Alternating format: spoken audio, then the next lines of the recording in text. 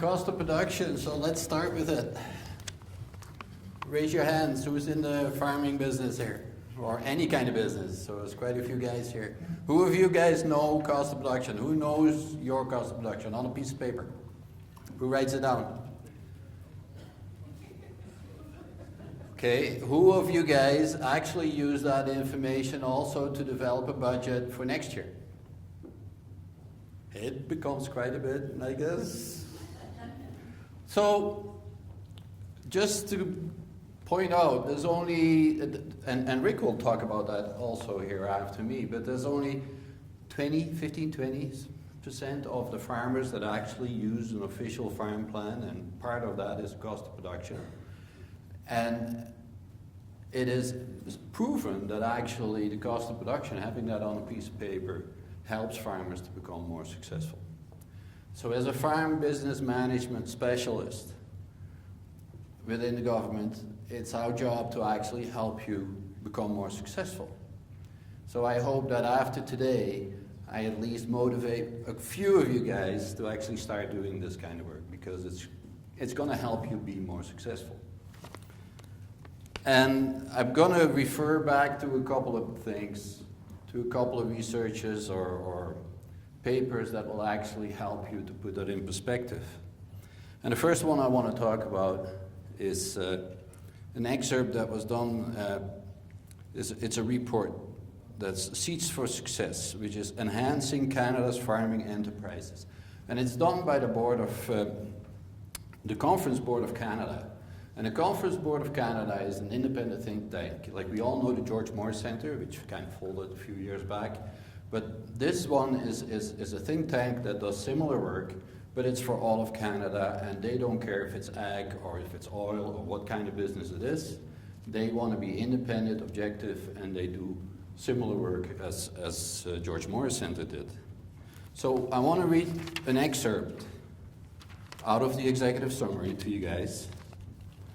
And I think it actually, it really puts down, in my opinion, how the industry has been moving from where we were to where we need to go, and how changing will be important.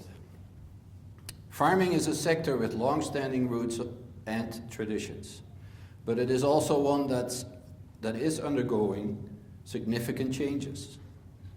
The old ways of doing things are no longer guarantors of success. Farmers face new opportunities as well as risks and challenges. Whereas farmers have long been skilled at managing the growth of crops and livestock, they must now also be increasingly skilled at managing their businesses. And changes in the competitive environment require new and improved ways of managing both of these things. Many farms have struggled to adapt.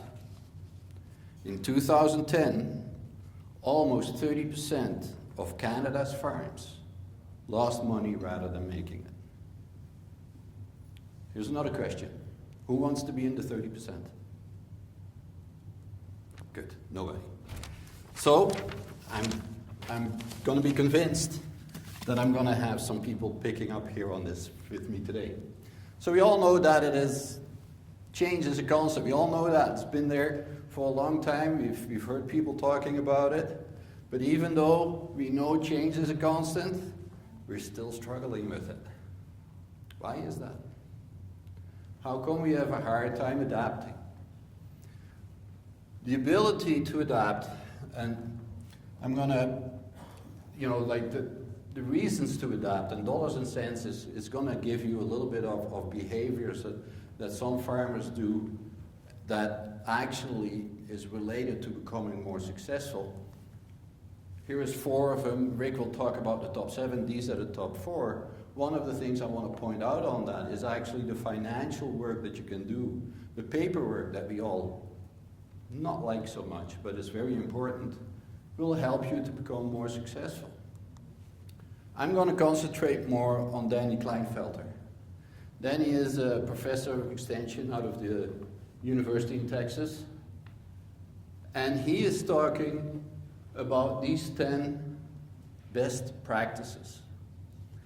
And he's not saying it's the 10 best practices that everybody is doing, but it's the 10 practices that 95% of the farmers are not doing, which if they would be doing, would make them more successful. So I'm going to go over these a little bit. Coordinated revenue and cost management. And Jason started with that already. He showed you having a budget and how actually revenue can be impacting, like through the basis, how that will impact profitability on an ongoing basis. And it changes throughout the year. It's not a fixed thing. We have a tendency as producers to either concentrate just on the revenue or just on the cost. But we have to approach our business understanding both. It's a margin that you're after. If you can influence your margin, you influence your bottom line. What if scenarios and sensitivity analysis. If you don't run your what if scenario, so like a risk assessment, this could be a what if scenario. What if Trump gets elected? What if, I don't know, what if the border closed? Very important. And like Bruce says, you don't have to spend a lot of time on it, but go through it. Sensitivity analysis is more, okay, what happens if my price makes a big move? How is that going to impact my operation? What happens if my feed cost is going to have a major shift? How is that going to impact my operation? Well, unless you do the numbers, you will not know. You will know it somewhat, but will you understand it to the full extent of the implications for your business? So then after you make some decisions that you want to change, what is the next thing you need to do? Well, you need to keep it on track. You need to keep monitoring it. Are you actually realizing the changes that you were anticipating? There's a cycle that they call that in the business management world, which has been around for years. It's plan, do, check, act. And you keep doing that on an ongoing basis. Same as with the risk management assessment. Plan, do, check, act, and you keep doing that on an ongoing basis. Accrual adjusted to profitability. Within the farming industry, we're actually one of the only industries left that is allowed to actually file the taxes based on cash, right? Everybody else has to do it on an accrual basis. So, but the biggest thing for me to do it on an accrual basis, like if you want to understand the full reward of your effort, you should do it on an accrual basis, not on a cash basis. Because the decision to actually sell that animal this book year or the next book year, well, that should be immaterial. You should understand to what extent your effort throughout the year has been rewarded over that full 365 days. So if you have animals in inventory at the end of that period, the value of that should be allocated to the effort that you had over that particular year. That's accrual accounting. That's the way to evaluate how good this year has happened, how good of a job you did. Was it worthwhile to be in farming? The other thing we have a tendency not to do is actually look back and evaluate what went wrong, right? The best lessons learned is actually out of when something goes wrong. If a kid bumps his head, do you think he will remember next time when he crawls around the table? Very likely he will. If he walks around, well, he keeps walking around. So do the things, look back, and actually look at what you did and see what went wrong. Benchmarking, very challenging in the industry, I find. First of all, not always benchmarking is available. Secondly, not all the benchmarking is communicated properly. It's so that everybody is comparing apples to apples. So if you do benchmarking, actually look back at what it is, understand what you're benchmarking. But the biggest use of benchmarking is to quickly understand and identify where your biggest opportunity lays. We all know we have areas of where we can improve, but how do you know where the biggest opportunity is for your farm? Which leads me into the applying 80-20 rule. Concentrate on those opportunities that will provide for you the biggest payback. If there's 10 opportunities, you can't do them all. Concentrate on the 1 or 2 that gives you the biggest payback. So if you do that, it will help you get going. It makes you the quickest progress. One thing I would like to add to that, if you do want to apply multiple changes, make sure you apply the changes that are actually not potentially counteracting within the process, within the same process.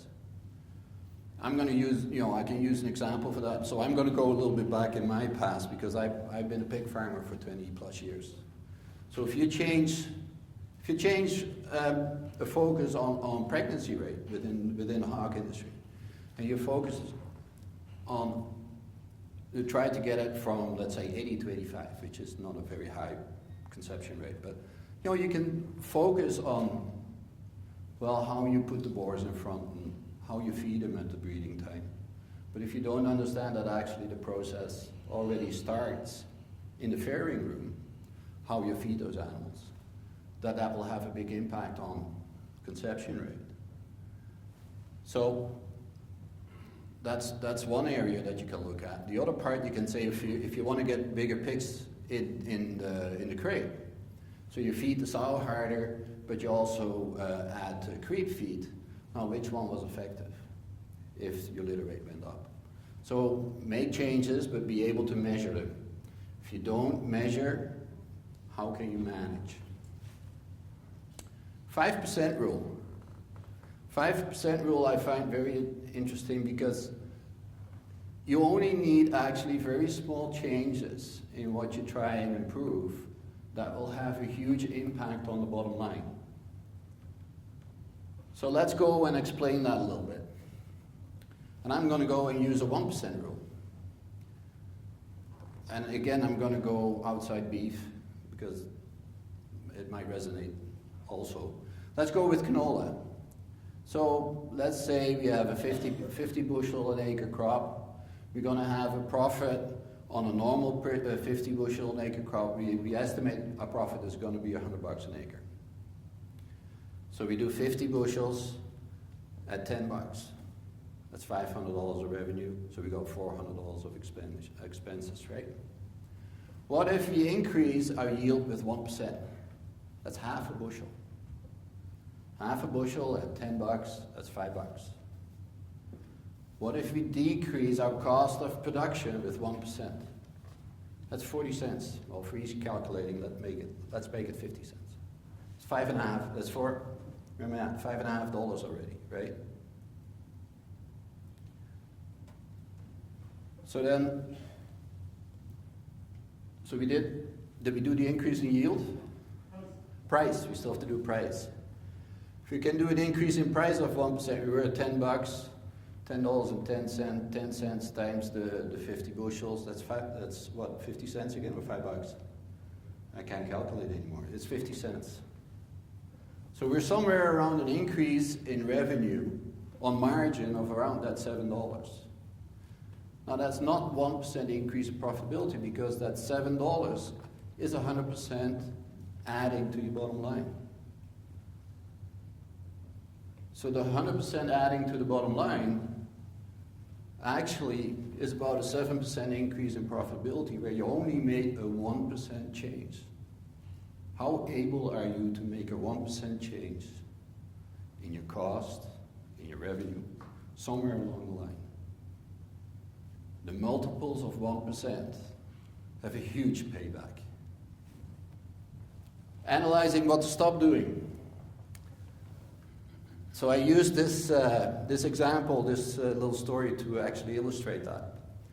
So here's a daughter who wants to put on a family dinner and decided actually, because it's such a great event and everybody's coming and she wants to show off her cooking, she bought a big roast. But she doesn't know how to cook it. So actually she thought, well, you know what? My mom knows how to cook it. I'm going to phone my mom. So she phones her mom and mom says, okay, well the first thing you need to do in order to prepare a really good roast is you have to cut off the ends. So from either side, you have to cut off the ends. So that sounded very interesting, but why do we have to do that, Mom? Because it didn't make any sense, right? Well, Mom said, I don't really know, but you know what? I'm going to phone my mom, because Mom actually told me how to cook it, and this is how she told me, so I'm going to phone her. Or actually better, why don't you phone her, because I don't have to cook it anymore. So daughter phones Grandma, and my Grandma says, well, that was easy, dear. The reason you cut off the ends is because it otherwise wouldn't fit in the pot that I used. So, why are you doing what you're doing, and should you change it? Are you always shipping at the same time of the year? Is that something you should reassess? Why are you doing what you're doing? The EMyth Principle. The EMyth Principle is actually, I call it the relationship building principle. An ability to actually be able to get better revenue or reduce your cost or be different in this industry is based on having that relationship with those who are stakeholders in your business. Whether that is the auction market where you ship to, where the person that buys your animals on a regular basis, you know, if you have a preferred relationship with them. If you can figure out what their biggest obstacles are, so ask them the 2-3 things that they feel that they have difficulties with in order to, you know, within their business, to make their business successful. And if you can be a difference for them, does that give you a preferred relationship? And as a preferred relationship, would that potentially translate in better financial results for you, or the ability to stay in business? So there's some bankers here, I know that. So let's put this to the test. Any of the bankers willing to share the 2 or 3 things that they would say will make a difference in my life, in where the biggest roadblocks for you are to make things different, or with running your business? Anybody? I see BMO there, no FCC is here. Well, just on the relationship side, if we understand, if we can build that relationship and understand how your operation works, that can do a lot for us down the road. Understanding it now and what your future plans are too can allow us to understand what the best options are for you. And just keeping that relationship going throughout the change will make a big difference. And talking about succession planning as well. Those things we can do that.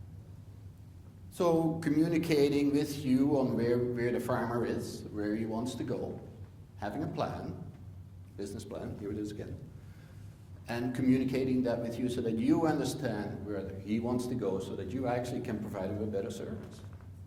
Did I rephrase that well? So being that different client to your banker,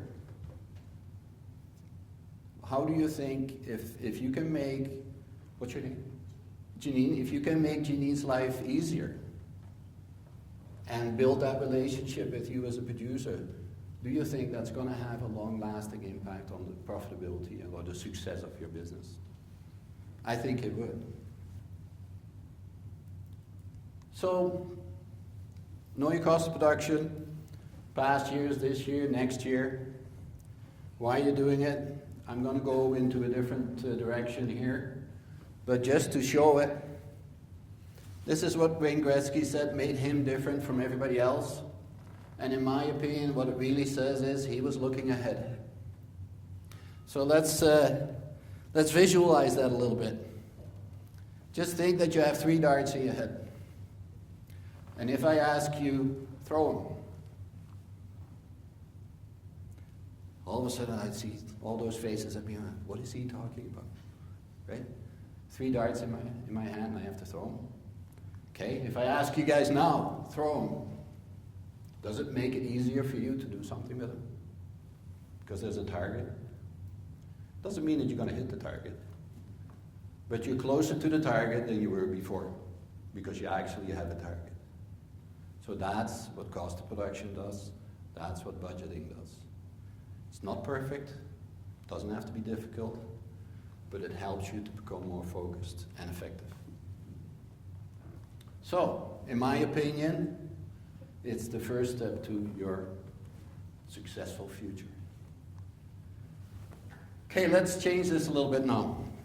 I'm going to go and walk through it with you guys a little bit on how I would put together a cost of production model. And the first thing I want to point out is that here with 2015, the dollars and numbers, this is based on the 2015 cost of production, the agri-profits model.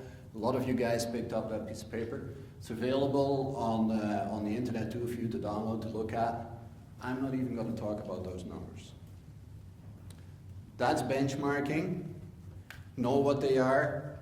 If you have questions about it, first thing I say is, okay, how have they been put together? Understand that, and are they similar to what you talk about? Because they could be completely different to what you say about, well, I think my breeding cost is quite a bit different. You can't breed a cow for whatever money you put on there. Well, maybe there's different costs in how you calculate your breeding cost as compared to this. So that's the first part. Second part I want to talk about is, well, if we're talking about dollars per cow, I think if you do a budget, you also should understand your whole farm cost and revenue, and you should do it on a per pound basis, on the unit basis you sell on, right? Because if that cow has more pounds, you'll get more revenue. In the end, it's the pounds that you sell. That's what's determining your bottom line. So you would have 3 columns here instead of 2. So the difference between cost of production, and it's actually, this shouldn't be a cost of production, this should be a budget. But the difference between cost of production and a budget is a cost of production is backwards. And usually you only concentrate on cost. Where a budget, and in this case it's a whole farm enterprise budget, it's actually looking forward. So you're using your past financial information to determine your best estimate of what your future is going to look like.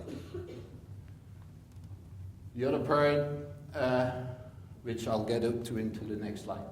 So here what we're talking about is the gross revenue that we saw. So you got your market revenue, you call your inventory adjustment. So this is an accrual basis, right? At the end of the year, over the whole year, we expect our value of our inventory to be X. In this case, there was an increase over 2015.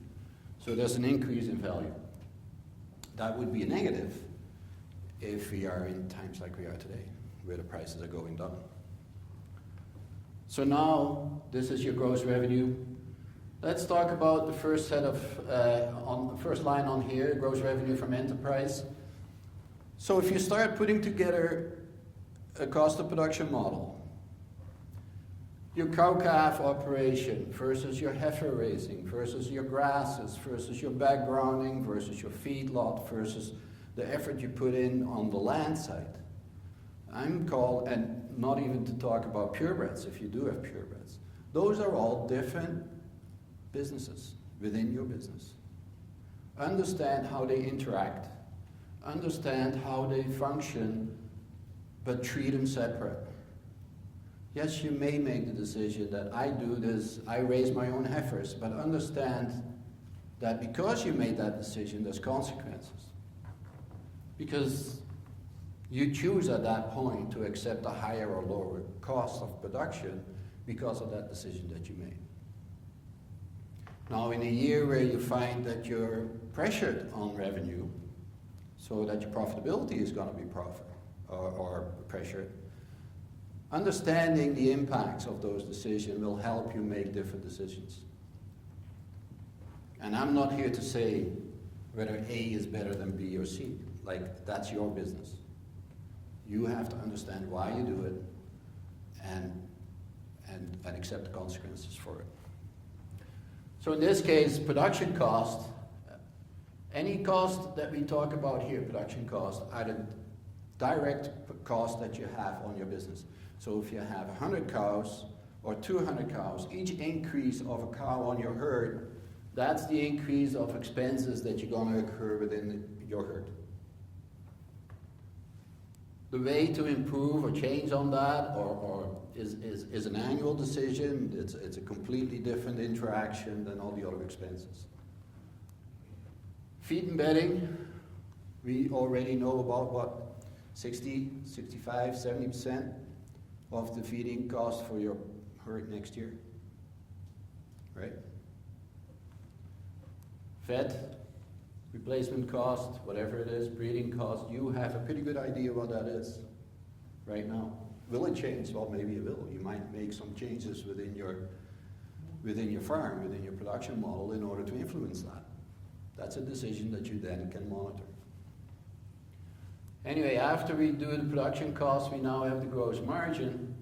And in this case, it's a huge difference, right? There's about 60% of the cost or even more that are already annually related to that operation. Now that's going to be different for all of the enterprises that you operate, but understand where that is and understand how that impacts the bottom line. The next set of costs are, I call them the operating cost.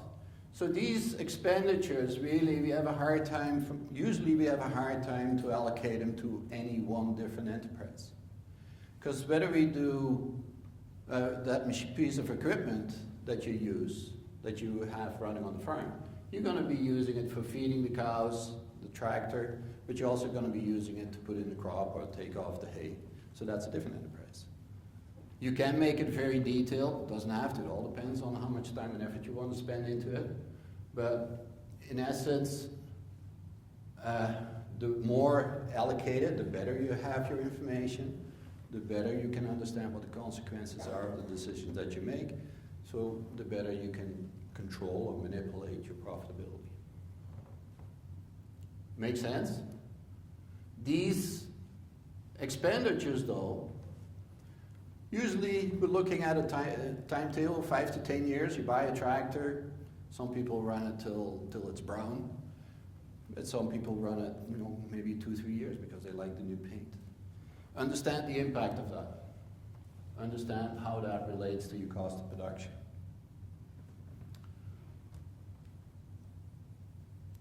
So the way to actually impact that, where previously we were saying any increase in animals will proportionally increase those expenditures. Actually, if you want to impact these expenditures, is running the farm to the fullest capacity of what this is possible, right? So it's capacity utilization. Either do you have overcapacity in your equipment or undercapacity in equipment? You can have overcapacity, but what is that costing you? That's not costing it for you in 1 year. It's potentially costing having that impact for the next 7 years to 10 years. Understand that as well. Any questions so far? So now let's go on to the next set of expenses.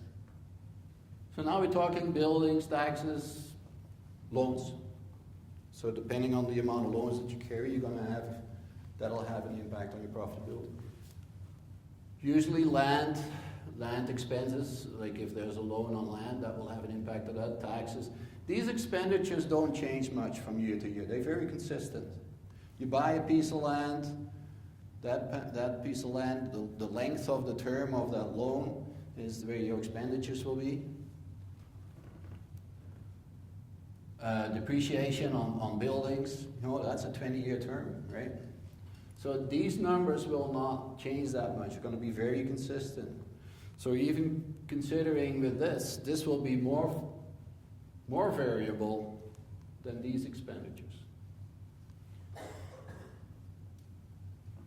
So if you buy more land, those expenditures would end up in here. So your ability to evaluate the impact of buying that land versus leasing the land, that will express itself here in the expenses versus if you pay leasing, it will go into a different area. In the end, though, after all these expenditures that we take off of the revenue, we're going to have gross earnings still, because we still haven't looked at, we still need to live.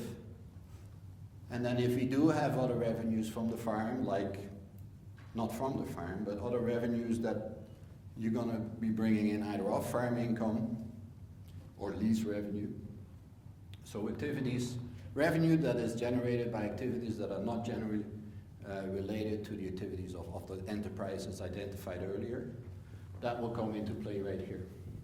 So now we have a net earnings, and that net and I'm usually putting this at the bottom, because all the activities up on top will determine how much I'm going to be living off. And I think, most of us have a particular budget of what our living expenses will be. So after that, if there's anything left over, that's our return on our effort. That's the return of the amount of money that we have invested in the business. And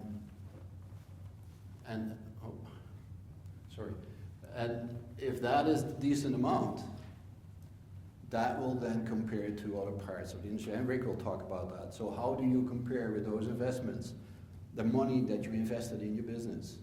How well has that been working for you? And is that actually equivalent to where you could get that money elsewhere? And then we start talking, if you go into that, you start talking about, well, but I want to be a farmer, right? So how much are you willing to put into that? Or how successful are you as compared to the rest of the industry? My question always is, how come that we as farmers accepting a lower return on average, because on average I think we're somewhere around that 2 to 3%. How come we as farmers are willing to accept a 2 to 3% return on our assets, whereas if you want to invest it elsewhere, it seems that 8 to 10% is the bare minimum that we want. So lifestyle has an impact on that as well. How do you use that information? There's only 3 ways you're going to be using it. So you're going to use your budget to actual. So staying on track, right? You go in a plane, do you think that plane is going to go in a straight line? No, it isn't, because it's going to be blown off track every now and again. So do you adjust it a little bit to get it on track? Now the plane is different than a farm, because with the plane you definitely want to land it at that spot. With the farm you like to overshoot that target, right? You actually like to make more money. So compare it, monitoring, it's important. My personal experience with different businesses where we actually set up budgeted that they didn't have previously, significant improvement on the bottom line. Because every 3 months, we went back to them, sat down, where are we at, what can we do different, why would we even do it differently, and then see if we're on track and make the adjustments if necessary. It just helped to be more accountable and more focused. Compare actual to history. So every year is different. There's different dynamics within the farm every year. We had 2015, an awesome year. Next year or this year might not be quite as good, but understand those variations, but still you have to compare, because there's certain expenses that you may want to have influenced and know how they have been changing over time. Profitability has had a huge impact on the cost structure, in my opinion. There's now more fixed costs in the second part, in the production expenses, because we've been profitable. There's been I believe a 10-cent per pound increase in cost on the cow-calf operation, because we actually spent more in equipment, because we were profitable and we decided to actually put some money and renew some of the equipment. That did have an impact on our cost structure. Actual versus benchmark, I talked about that earlier, understanding where you are versus the benchmark so that you can identify your biggest opportunities.